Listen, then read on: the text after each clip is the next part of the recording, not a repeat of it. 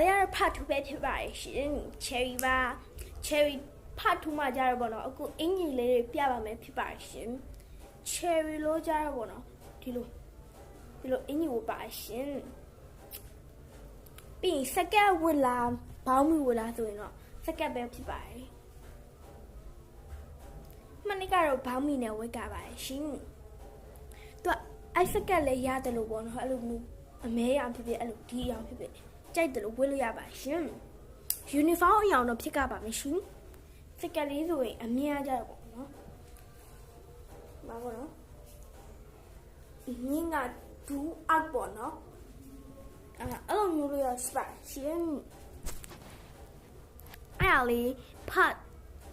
3လာ4လာမသိဘူးအဲ့ဥစ္စာမှာတင်ပေးပါအောင်မရှင်ဝတ်တဲ့ပုံစံလေးပေါ့နော်အခုဟွာထဲမှာနော်ဝါထဲမှာတော့ကြည့် cherry ရိုက်ထားပါရှင် cherry ကိုရှိပြီးရင်လုပ်ပြပါမယ်ဖတ်3မှာပေါ့နော်ဖတ်4မှာじゃ sticker ပေါ့နော်လုပ်ပြပါမယ်ရှင်တတာ